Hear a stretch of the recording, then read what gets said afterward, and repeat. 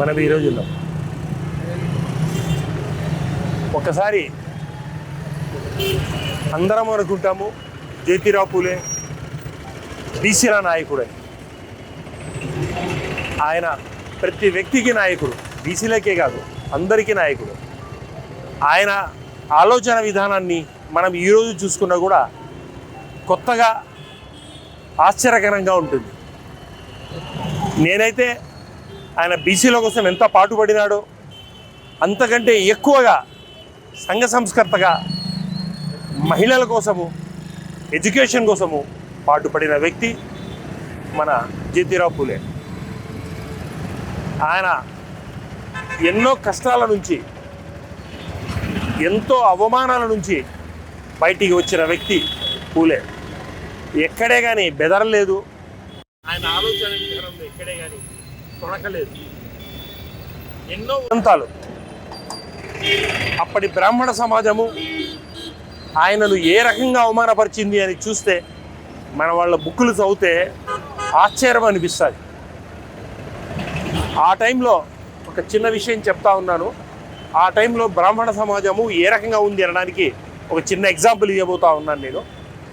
ఆ టైంలో ఒక బ్రాహ్మణ వీధిలోకి ఒక అంటరాని వాడు, అప్పుడు వాళ్ళ దాన్ని అదే రకంగానే అనేవాళ్ళు, ఎస్సీ వాళ్ళు అనుకుందాం, వాళ్ళు అక్కడికి పోవాలి అంటే వాళ్ళ నడుముకు పొరకలు కట్టి, నెత్తిన ఒక కుండ పెట్టి, దాంట్లో నీళ్లు పెట్టి, దాన్ని ఒక రంధ్రం చేసి మొదలు పెట్టాలి.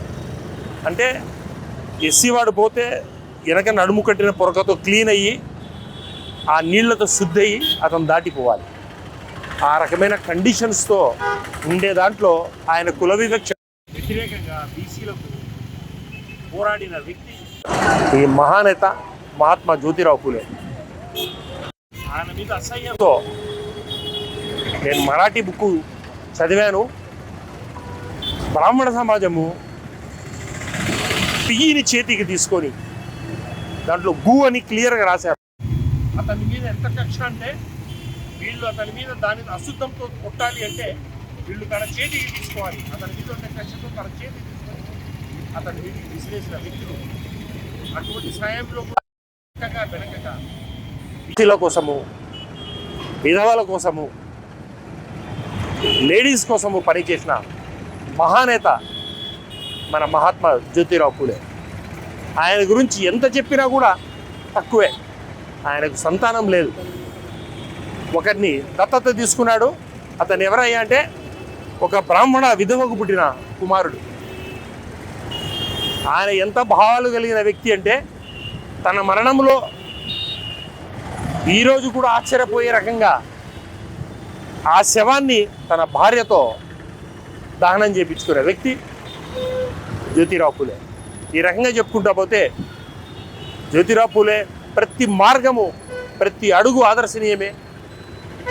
బీసీలకే కాదు, మహిళలకే కాదు, అందరికీ ఈ ప్రతి ఆయన అడుగు ఆ రకంగా ఈరోజు కూడా కొత్తగా ఆశ్చర్యకరంగా ఎన్నో కార్యక్రమాలు చేసిన వ్యక్తి. విధవలు ఇల్లీగల్గా ఉండే వాళ్ళ సంతానం కోసం అని చెప్పేసి ఒక సంస్కర్తగా ఏర్పాటు చేసి వాళ్లకు ఒక అనాథ ఆశ్రయాన్ని ఏర్పాటు చేసి వాళ్ళని హక్కున చేర్చుకున్న వ్యక్తి మన జ్యోతిరావు పూలే.